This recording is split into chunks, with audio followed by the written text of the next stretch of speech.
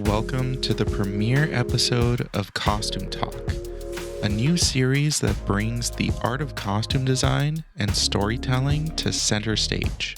In each episode, we pair the industry's top talent for an in-depth conversation about their creative journeys.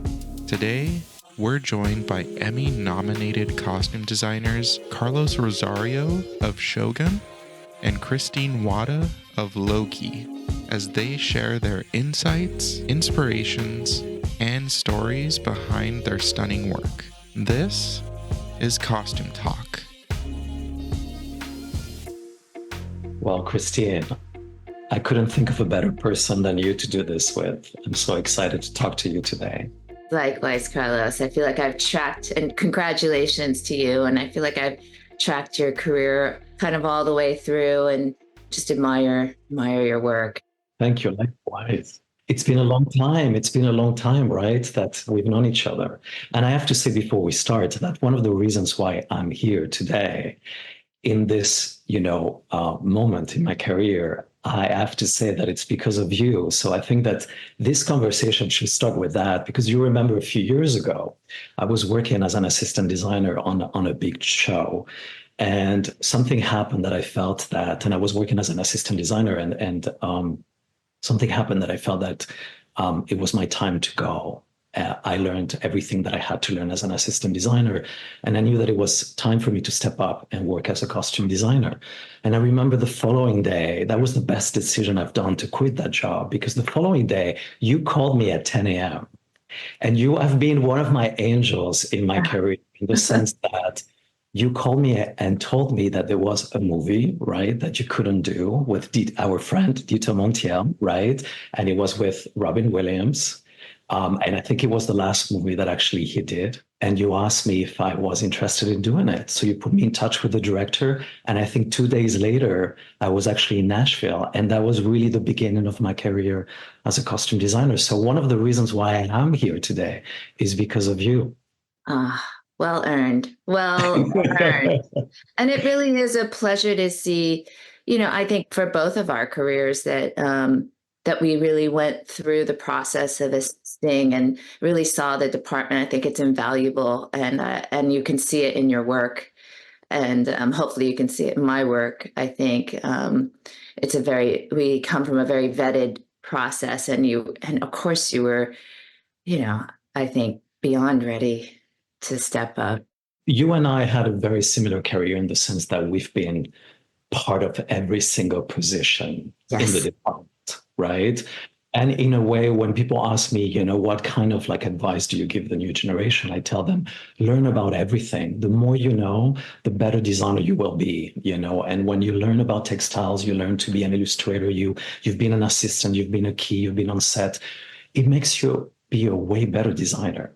Absolutely. And really, I mean, you have to lead such a big team, especially as both of our careers have grown and we've gotten into building a lot of costumes. I mean, you're responsible for a large team of people and making sure that everybody works together well and understands each other's process. And how else are you going to know unless you've done it or been sort of participatory in the process, right? And absolutely. And I also feel that being a costume designer is also very psychological, Yes. And so I feel that being a good designer also comes with a lot of wisdom and maturity and being a good leader. And unless you have been in the other positions before, it's hard to step in as a leader right away. You need to it needs to be a very organic sort of process that happens into your life, in which you step into a sense of empowerment, where you find your inner voice and your own sense of style, right? And in which you step into your position of designer, right? Yeah. And don't you feel lucky? I mean, lately I've been reflecting, especially with the slowdown of the industry, and I reflect back on how grateful I am, and I think you as well, that we came up in an era where we really got to flex and carve out our point of view. Absolutely. right? Like we really had to work at it, and we really got a playground for carving out our point of view. I mean, yeah, I just think that must be a lot harder now, right? I agree. I agree. Well, I mean, I think that in a sense, we started in an industry that didn't have, computers. Like we had to be very, find solutions really fast without the technology. Now these days, you go online and you can buy 20 pair of shoes and you can have them deliver the following day, or you can connect with the entire world. But when we started, we really had to be very creative in finding solutions really fast, don't you think? And we were ready to work really hard. When I sometimes hire the, new people, young people from the new generation on my team, it's amazing that, it's 10, 12 hours and they're ready to go home. And I'm like, when I started, if somebody would have asked me to work 20 hours, I did 20 hours and I was excited about it. Exactly. Or if somebody asked you to go get something at a store and you didn't really know where that was, I used to say, okay, and then I'd look it up in a phone book and Exactly. and find my way there, which really taught me to be very tenacious, and I think it sort of builds into being a costume designer where you're given these tasks and you know how to solve it from beginning to end. You're not looking for somebody to tell you how to solve the problem. Exactly. And I think to a degree we are. I sort of see our job as being we're really good at collaging. I Yes. think we're really great at collaging, but to collage it means we have to be able to find those things to paste together, right? You have to be able to be a seeker. You have to be able to seek. Yes, absolutely. Curious about everything, right? And I Yes. think that that's probably what makes us, now be in a good position as costume designers is the fact that we've worked on so many different styles of movies that the curiosity that we had to tap into to, go into the sci-fi world, period world, understand about different types of techniques and fabrics and everything has made us be better designers now and being more ready at the challenges that we need to face, don't you think? Absolutely. And that's one question I wanted to ask you is, do you get that question a lot of like, wow, you've done so many things. Why have you done so many different genres? Do you get that? I get that question a lot. And how do you answer that? Well, I mean, this is what I say is that I think that's for example, that came up many times with Shogun because of Yeah. the fact that I'm not of Japanese descent, right? And I think it's just like I keep telling the journalist, I keep telling, the people that ask me that question that at the end of the day, that is actually the essence of what a costume designer is. Our work is to read a script and tap into it, whatever that is, whatever the characters are, sci-fi period, whatever period it is, whatever the circumstances are, whatever the characters are, our job is to be sort of this kind of chameleon, right? That kind of taps into all these types of energies within a time frame that is infinite, and we're able to actually go into it and we know what the process needs to be in order to create the costumes for those characters. And you don't need to be, it's not a race card, it's not about where you're coming from, and it's not about culture. It's the fact that as costume designers, the essence of this job is to be able to do anything that is inspiring us.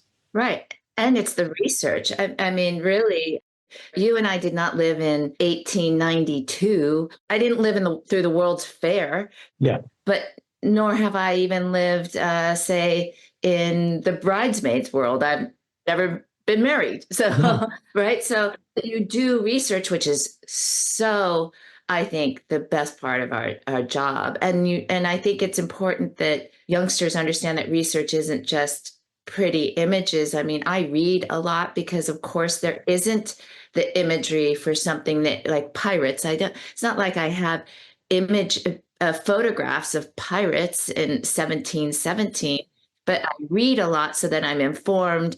And I think that, and I'm sure and I've seen that you dealt with that in Shogun, is that it just informs your decisions so you can really you can create costumes that come from your mind, but they're well informed from the period, right? So you know classes, what people, what what the dyes were available for that time period. It would be like if we did a space movie, you and I would probably read everything that was required oxygen wise or Exactly. gravity wise Absolutely. in space, which isn't really imagery. It's you'd have to read it so that then all of your design has function. Because for me, I think function is vital. Culture and function and class are all so interesting to me in costumes, and they really translate across all genres, whether that's rom-com, Mhm. sci-fi, period. I think that addressing all of those constructs is makes us just better as designers. I agree. I agree. And that's beautifully said because actually the perfect example is for me this year between Shogun and Alien. Like you said it, when I had to design the spacesuits for Alien, there was so much research that went into it. It wasn't just, the aesthetic, the creative aspect of the spacesuit. It was about also understanding the different parts of it, the function of it, the practical aspects of it, the technical aspects of it. And then, I think the creative part sometimes it's a little bit like the strawberry on top of the cake, but Yeah. there are so many different steps that you need to acknowledge before that. And for Shogun, you're right, it's all about research. And I think in a way that really is what allows us to be, I think, a really great costume designers, because sometimes not being from, me not being Japanese allows me to have maybe a little bit more detachment, Mhm. towards designing clothes that are so, sacred in Japanese culture, because I can see it a little bit more from a distance. So I'm not caught sometimes with certain boundaries that maybe some Japanese, designers would feel. And actually for Shogun, the interesting thing, and I think that's also what I find very fascinating about costume design is the fact that you need to take so many things in consideration when you design costumes for a show like that. It's not just about, the research. It's not just about, who the characters are, but Shogun is also a product that you bring into the world. So it was about really understanding the Japanese culture, the clothing of that period, and understanding and respecting that aesthetic, but also being able to bring it into the Western world in a Right. way that the aesthetic can be understood by the Western world. And I think that for us as costume designer, that also is another layer that we need to take in consideration. Right, absolutely. But there are so many things that translate to all cultures, right? Like, Yes. and Yes. really ultimately you're a storyteller, right? War story, absolutely. Right. Absolutely. So where is something aged? Where is something not aged? Where do you make it the masses? Where do you have somebody stand out? I mean, I think on Loki, that was a big thing for me because there were levels to the TVA and um, there are moments that you wanted to see a character's arc Yeah. happen. And Yeah. so you dig into the psychology, which is psychology doesn't, it happens to all cultures, all people, all classes, all race, right? So you have, like, for instance, with Tom, it would be an arc of ego, being humbled, and then embracing empathy, and then right, and then having sort of the ability to be humble again, right? But when you read that on the page, which would still are all just human storylines, right? Then you figure out, how do I want that to be reflected in the costumes, right? And how do I compare and contrast that within the worlds, even your background? I'm sure you pay close attention to the background because it helps to tell the story that your main character is, or the struggles that your main character is going through, Absolutely. and that those are really important. Creating the worlds has to be very considered, I think. Totally. So speaking about Loki, when you started season two, how did you approach Loki? How was because he's a very complex character and there is a clear evolution in his character. So how did you start season two? How did his evolution impacted his costumes? Well, I think that it's perfect to be talking to you about this because I don't know, with illustrating, do you ever have this moment where you you start a drawing and you start a illustration and you start really big, or even with a painting, like you start really busy and really big, like a study, and you study it and you study it and you do more and more studies. And then all of a sudden you just start taking more and more and more away until you land on I feel like that's what season two, I had never done a season two. So doing a season two, I started really big, and then it just with the research and the concepts, and then you just start peeling it away until you find that sort the essence of the story,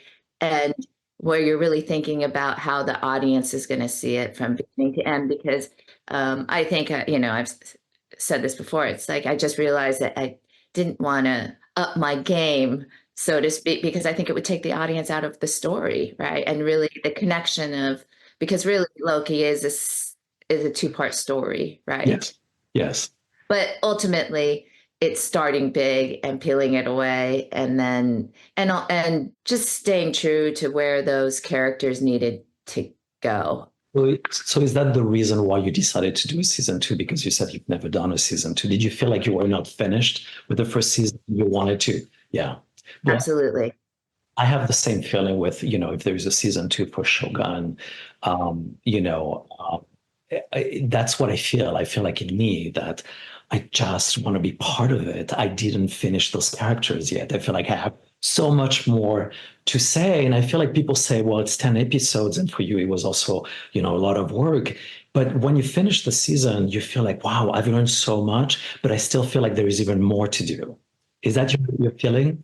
Oh, absolutely. And especially because we dealt with so much humiliation in season one of Loki's character, who, from the Avengers is so like he's coming from such pure ego. And then we had to humiliate him. And so, of course, you want him redeemed in season two. And visually, you want him redeemed. And you really want to feel that the character kind of finds its humble purpose, right, by the end. And to be able to figure out what that means in terms of a costume is a challenge I couldn't pass up, right? Of course. And don't you feel like we, as costume designers, it's really a strange process, but we get so attached to the characters.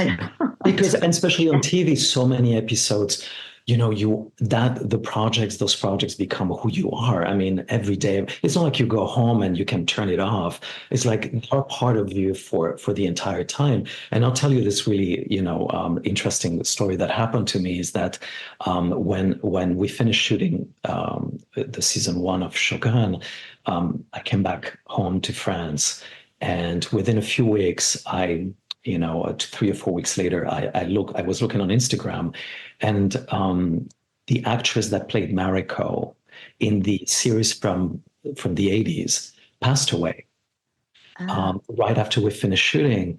And the 80s miniseries was beautifully designed. It was perfect for that period, but it wasn't a reference for me. I knew that this project was going to be completely different, and I didn't use that as a reference. But the fact that that actress that played Mariko died, I actually burst into tears, because I lived with that character for 16 months of my life. Yeah. So it was really interesting that us as costume designers, we get so attached to these characters. Does that also happen to you?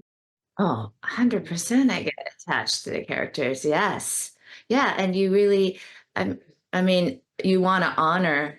I mean, I think in all movies, I think you're really successful with the good guy, the bad guy, the villain, the hero, that you still identify with that character, that it's still somebody that you identify with, or at least those are the characters in movies I'm drawn to.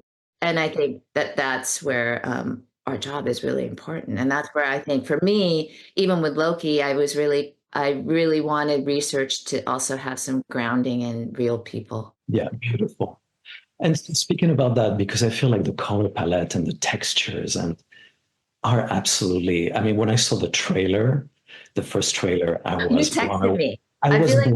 blown away. And I remember like texting Tamsin right away, and I said, "Oh my God, I can't believe this is so beautiful, you guys." I mean, everything was so perfect. Can you tell us a little bit more about your color palette, your approach to the color palette? Because it's so beautiful. It's very unique. Thank you. Well, I will say it was very story driven, because if you think of coming up with what the TVA is going to look like, and creating sort of this DMV type feeling for that organization, with like DMV meets communism. So, right, sort of this where everybody is sort of stripped of their personal identity, right? I didn't want the colors I didn't want the workers to pop from the background. I thought it made a lot more sense that they almost became architecture, right? And then Kazra, the production designer, had done such a beautiful sets that it just felt like they needed to be sculptural, that people needed to be somewhat sculptural in that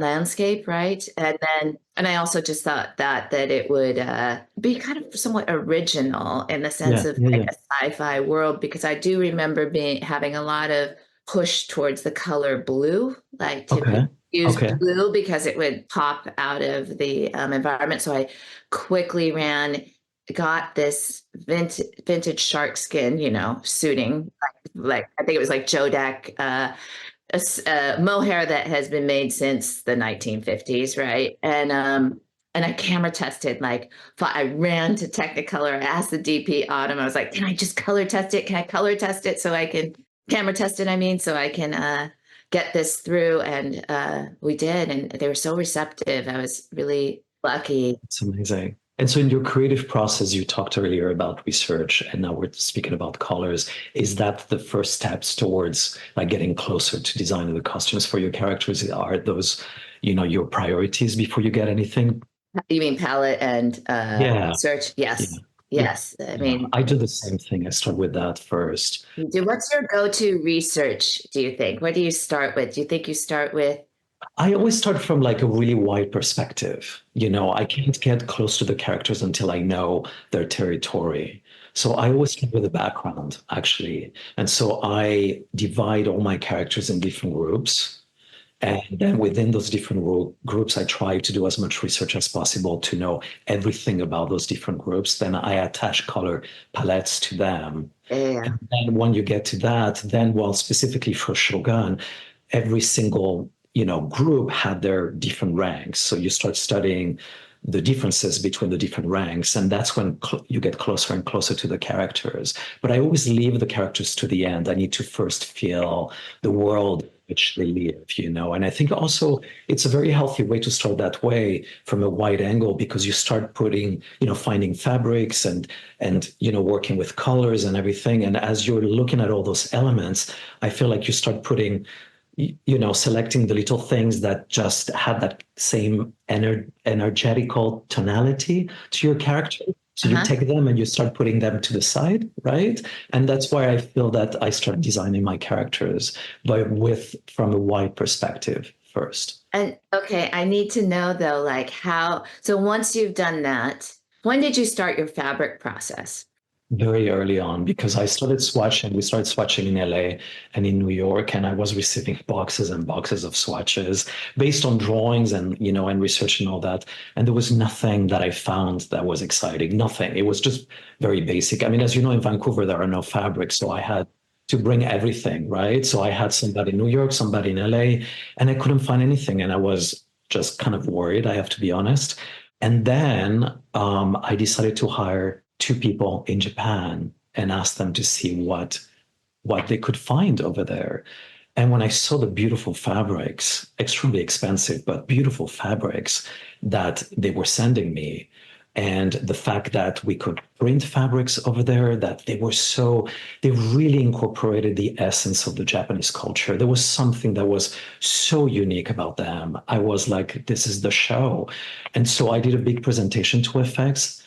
And, they loved it. And they were like, this is our show. So they supported us, in terms of our budget, because that was just definitely way more expensive than what we were expecting. But that also was sort of the starting point of the design, also for the production designer, for the DPs, for the prop people, for the set deck. Those fabrics really helped us understand what Shogun was. In your research, was there something specific fabric-wise to the Sengoku period? Well, I mean, there was a lot of hemp fabric. Uh-huh. There were a lot of silks. There was something that I found always very interesting is the fact that cotton was actually very rare and very expensive. So I only did white cotton tabbies for the king, the queen, the Yaechio, the prince, and Lady Ochiba. And so that was it. They were the highest rank in the castle in Osaka, and everybody else had just regular tabbies, except the lords. They had deerskin tabbies. So that's also what I find fascinating about our work as costume designers, that, those subtleties create the characters. Absolutely. And I'm always, by the way, fascinated by class structure. Yes. And you can see it in Loki. Like I really wanted to carve out a class structure. And I liked to repeat it from in the World's Fair. I just was researching a lot of, I just think it tells so much about, it gives so much more of a platform for the story. But I'm sure in Shogun, it must have been. Yeah. Well, and those fabrics were the ones coming from Japan. Then we, obviously made our own textiles and played with, specific patterns of that period. We had a big textile team that helped us to recreate fabrics from that period. So, That is the one thing I felt in Vancouver. I know on Altered Carbon, I was really impressed with their aging, dying, the textiles department, because they're really, and same within London. I mean, the craftspeople were beyond, beyond amazing. beyond. And what was warmed my heart is that they were young people too. They were young people learning how to be tailors or learning how to be specialty costumers or milliners. I mean, Absolutely. And that's what I love about my crew is the fact that, for the entire project, which is something that I rarely hear anywhere else in the world as I've been working with different crews, they said, Carlos, because sometimes I would be like, no, this is too ambitious. This is too much work. I feel bad for you guys. Let's just, lower our expectations. And they were like, no, no, no. Whatever we need to do in order to keep your vision intact, we will do it. And I thought that word vision is rarely mentioned. And you're absolutely right. My crew in Vancouver were true artists that loved their craft. And I'll tell you this also that I thought was very interesting is that for the first 5 episodes, I hired a very, very, very talented textile artist, Matt Reitzma, right? Who did all the textiles for The Last Samurai and Memoirs of a Geisha. And of course, he's very knowledgeable. He did a beautiful work. He has an incredible career. But he comes with all his machines and his techniques and all that. When he left, he could only give me, time for 5 episodes.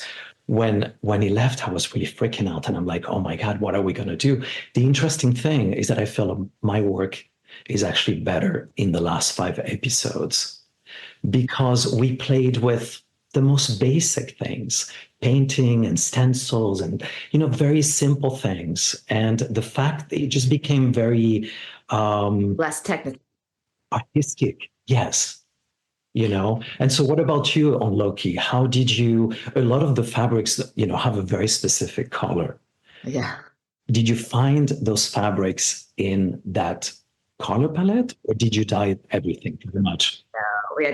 We died a lot. I mean, everything. And especially the first season, I didn't have a lot of prep. So it was a real scramble because, as you know, with anything in world building, you need like 50 yards of everything. And I thought about that with Shogun. I mean, oh my God, you have so many stunts and all of that you just have these constraints of yardage, right? So really, like it was like these mad scrambles of dying something, but also like the final episode, I really wanted I was dying to get well, really all of both seasons. I love the challenge of keeping things practical or in camera.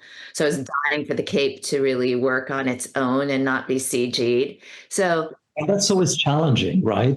it To is. find that sort of balance between something that is creative and then, you need to take in consideration the technical aspect of it. Yeah, but it's like what you said though, because then it just sort of informs the design in the end because you're not locking yourself into just one like a fashion Yes. part of it. You're addressing and it might be a happy mistake in the end. So for me, a lot of it just became a happy like end result to the design because it was came from all angles, really. And it also creates like very, clear boundaries of, where we can play with creativity when you need to take into consideration the practical aspect of it, the technical aspect of it. I just think that designing costumes is not just about having a vision, and then you need to take in consideration so many different things. And in a way, I find that very healthy and helpful, because then you know your boundaries. This is where I can play within this circumstances, these parameters. What is it that you can design? Don't you think? Yes, absolutely. Because otherwise your design becomes very ungrounded, and you kind of lose yourself within all these different options and possibilities. So I always try to start with a very grounded place of the things that I know for sure need to happen with the costume. And then that is my foundation. Then I take it from there. Yes, me too. Absolutely. Because especially when things are just designed for design's sake, I think it really kind of just shows. I think you need to take all of those boundaries into consideration. Yeah. And I mean, I don't know about you, but I read a script like 5 times before I even get into it. I read it I read it just for tone. I read it then for background. I read it for costumes. I read it for stunts. I read it for uniforms. I have to read it. I think that's really old training though, because Carol Ramsey taught me to read scripts in a very specific order. So I think I just have always held on to that little gem that she gave me. Oh, I read the script so many times. Yes, so many times. And actually, I do my own breakdown, because the only way the script can actually get into my head, and the breakdown is only for me, it's not just something that I could just give to the team. It's just I need to take the page and write everything separately. So when I write it, it just gets, somehow it just sticks in my brain in a way. And that's when I start the creative process in a way and start thinking about the characters, but I need to write it myself, and maybe I won't see it later on, but it just gets printed a little bit stronger in my head when I do my own breakdown. Do you do that too? I absolutely have to do my own breakdown.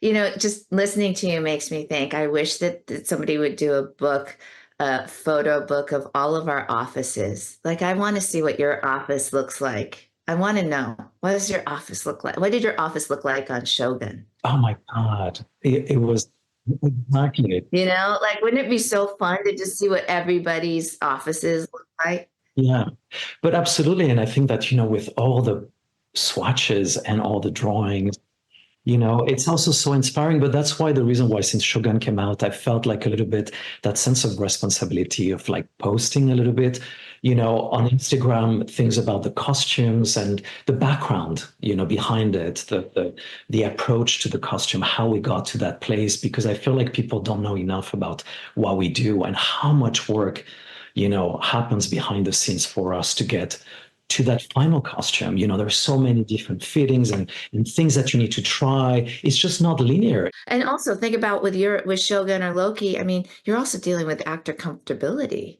I mean, all that armor and then having to do stunts, and then you're in a hot environment, a cold environment, Yeah.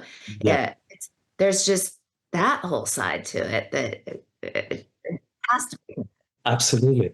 Oh my God, tell me. I mean, the armors, that was something quite, ambitious. Yeah, it was quite ambitious, because I actually, I needed to start with designing the armor since the beginning, because I needed to give, enough time to our manufacturing companies in China to make those armors, literally the first day of shooting. So, and we had about 4 months and a half of shooting. So of prepping. So it really wasn't that much. And when I started, I was on my own. I was with maybe like 10 people for the first 2-3 months, because actually my team was busy on another show. And so the armors were complicated because I've never done anything related to Japanese clothing. And so I needed to do all the research. And then all the drawings and everything had to be designed. And, within 6 weeks, everything needed to be done. All the armors for every army, different ranks. And then the armors for the lords were actually, separate, different from everybody else. So that was challenging. And that's also one of our challenges as costume designers, is the fact that we need to just, adapt to sometimes time limits and it was crazy. And what are the challenges on Loki that you felt that were the most difficult for you to face in season 2? I had the same thing with season 2. I mean, I had the same thing with like the temporal core suit. There was just a time, there just isn't a lot of time, and it's so awkward and big, and then you need the multiples, and you don't. Yeah, it's just you have. I find that my biggest friend for anything like that is modular. Is immediately thinking of things as being modular, so I can I design things to be modular, so I can pivot fast. Yeah.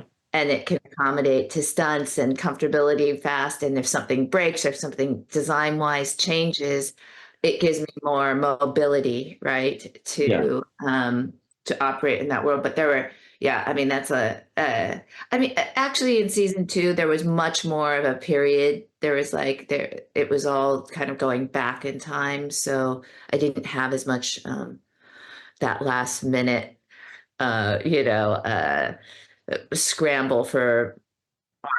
And I think that you're right. That is one of our challenges as costume designers, is the fact that it's not just about the design, is that we need to think about anything that could go wrong. And you need to be ready for that, right? And so that implies so much work to make sure that, well, this is my costume, but, I need to come up with a lot of other backups just in case, right? And just make sure that it's going to work between.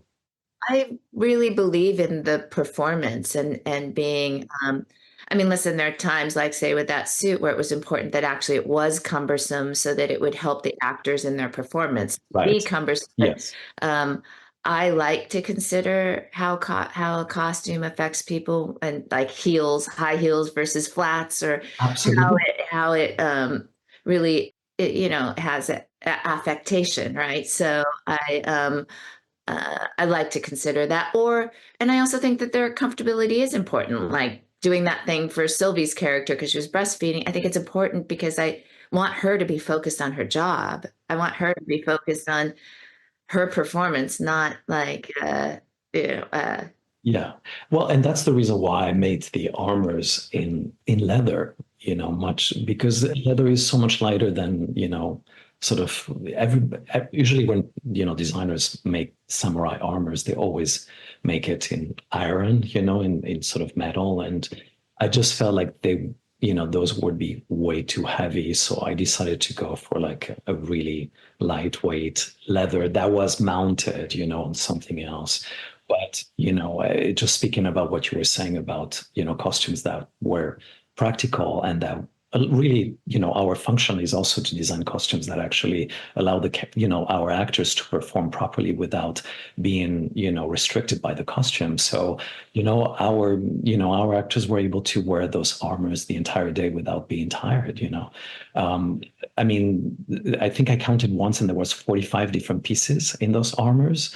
So it was important to actually make them really light. And I remember Mr. Sanada-san, said that, that was the lightest armor he's ever worn. So that was good because that really allowed him to do his performance properly, and so that's another layer of what we do. Yeah. Well, kind of a change of topic though, because I was thinking about the armor and I was thinking, how much did you do when you had to design the fly like that, did you do much backdating in Shogun? Did you backdate periods? Did you go before the Sengo? Yes, because we had a lot of flashbacks. Yes. Actually, not all the flashbacks made it. Yeah. But even the armor for the day, was there like a kind of a backdating happening? Because I know when I do period, I'm always thinking about there was always people that wear stuff from 50 years ago or generational. Absolutely. And that's a really good point that you bring up, is that I think when you do period, you need to understand what happened before and what happened after, right? Yes. And so you could place your costumes within that time frame, but sometimes you can actually go to the past in order to take elements that you could bring into your characters to tell the story of who they are. Absolutely. I love to do that. Yeah. Yeah. I know. I think it's I notice it right now when I'm watching period films because I long for a little bit more backdating to come back into the costume psyche, because I think it just makes things so much more believable and less campy. Yes. And as a matter of fact, for us, when we started designing the costumes, we did research on paintings, as, our main source of inspiration. And so I looked at paintings prior to our, period. Your actual period, right? Yeah, because I thought that was fascinating, and what they would be wearing in our period was an influence of what happened before. So it was important to incorporate that into their costumes too. And how about the aging and the aging of those costumes? What was that like for you? Especially you had these big, huge armies and Yeah. I mean, listen, for me, the textile breakdown room I'm like a kid in a candy. I mean, I love it. So that goes with the color palette, really. It goes with that world of like breaking down everything, aging everything, dyeing everything. So I think that's one of my favorite things. And yes, with the armors and that's the reason why I chose leather actually, because leather breaks down so beautifully. totally. But are you finding that the camera, and I'd love to pick your brain on this because it's something that I'm always trying to keep up with, is just that the camera I grew up with in film is certainly not the camera that we have today. And I'm finding that the aging, dying process is a very difficult thing because things are looking very painted and not looking very real. And I don't know, like, if you had those same issues. Oh, absolutely. Absolutely. It's always tricky. But the good thing that, on TV is that you can actually, you start seeing the dailies and then you can adjust, right? Of course, there's the camera test, but I feel like you need to see the dailies with the final lighting and, all the background already dressed with makeup and hair and and on location and all that to give you a really good assessment of how you need to shift that breakdown. But yes, absolutely. I think these days is really complicated. That's really complicated, especially when you have a costume that goes from an interior, a darkly lit, to an exterior. Totally. Oof. That's the hardest part. It's almost like, do I make two? What do I? Right? Exactly. Yes, absolutely. I came up with that problem many times. It's like, do I need to do two? Because the way I break down the costume inside and with that specific lighting, it's going to react completely different outside. And, inside you need to exaggerate everything. Outside you need to be subtle. And so it's a bit complicated, but I think that's part of the creative process. It's so exciting to adjust what we need to do. And completely, I think that one of our qualities as designer that I think brings a lot to the table is being alert.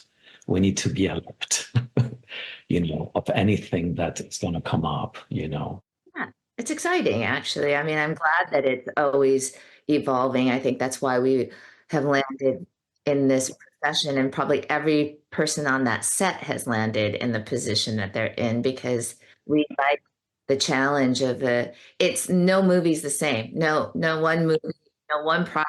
But that's what's exciting about it. It's just, I just feel like, continuously, it's just a different pilgrimage. It's a different story. It's a different adventure, and I find that exciting. And that's why I feel like, you always have to be alert, and because it's always different. It's a different container every time. And I find that fascinating. You need to be on your toes all the time. There is no time to be bored.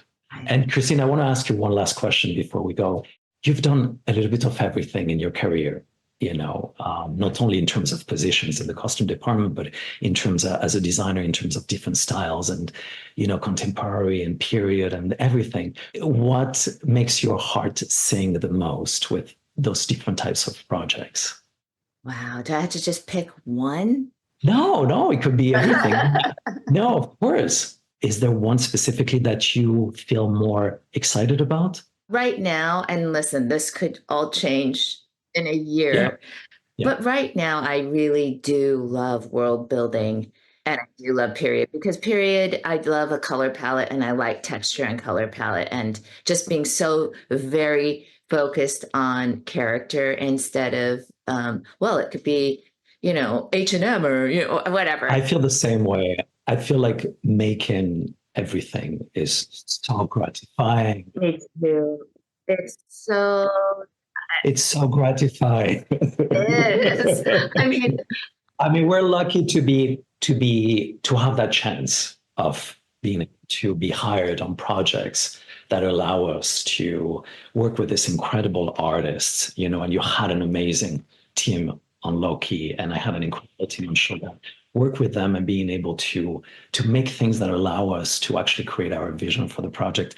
I mean, it can't get better than that. It can't get better than I feel lucky every day I'm doing it, honestly. I feel the same way. It just exercises so many different parts of my brain. I mean, and a part of me always jokes that I also probably would have been really good at like building bridges. I think there is a part of me that loves engineering. Like Yeah. At one point, I really thought I wanted to do specialty because I love that too. Or like special effects, because I'd love to figure out how do you make a blood that then, I don't know, just there are things. Yeah. No, that world is fascinating. But then there's also the whole notion of like, just with contemporary, it's learning how to make something feel so real. And I think my biggest challenge right now is trying to take the ego out of it a little bit and remembering that costume sometimes needs to take a back seat depending on the story. I'm really pacing out your choices Yes. to tell a story. And I feel very attached to that right now because I watch things and I feel like everybody is a little bit trying to get all the attention. Every department's trying to get all the attention. And I think it's really important that we all remember that what we're really trying to do is tell a story. Absolutely. I agree with you. And I think for me, here's a perfect example. I think Shogun was definitely about, the costumes needed to be bigger than life because those characters were extraordinary. And I knew that costumes needed to step up and just kind of a little bit, in a way, steal the show because it really, the characters were so complex and deep and the costumes were really telling the story of who they were. So it was important for me to just kind of like empower myself as a designer, which is really the first time that I've done this, and find my own creative voice and say, okay, this is the time where I just really need to step up. Be epic. Yeah, absolutely. And I was like, usually I said less is more. In this case, I was more is more. In Alien, it was completely the opposite. In Alien, the costumes needed to disappear. Yeah. And so you're absolutely right. I think sometimes you need to, as an artist, you need to gauge where you need to place yourself within all the departments. Yeah, I think that's something that I'm looking forward to addressing next, and just like moving forward. Because I'm always trying to think of, and I'm sure you are too, like, what do I want my next challenge to be on my next project? What do I want to focus in on? And what do I want to learn? And what do I want to, I don't know that I believe in perfection, but what do I want to perfect, but somewhat perfect, right? Yeah. My question to you is, this is going to be crazy. So then what do you do to recharge, like between your projects? Do you find yourself just totally getting away from costumes or what? Yes. Oh, yes, absolutely. I love to travel. I love to disconnect from everything. Yeah, absolutely. I mean, the good thing is that I'm in Europe, so I'm completely disconnected from, our community in Los Angeles. And, I like to travel, honestly. I like to travel and that really, and also, I mean, we're talking earlier about family, as you get older, you have responsibilities and you need to deal with that too. So, there is also our own personal lives that, we need to address between projects. Once we start, we don't have much time for anything else. So this is the time where, I like to recharge my batteries by reconnecting with, with my friends and family. And, I think that's very healthy and it really, fills my spirit, Yeah. Christine, we've known each other for a long time, and I love that we had this conversation, you and I. We could go on forever. I'm beyond excited for you. Congratulations on your first of many Emmys. Thank you. Thank you so much. Thank you. I love you, Christine. I love you so much. Thank you. And I'll see you very soon. Oh, that's right. I will see you soon. Yes, we'll celebrate together. That would be amazing. Thank you, Christine. I love you. Thank you. Love you too. Bye. Bye-bye.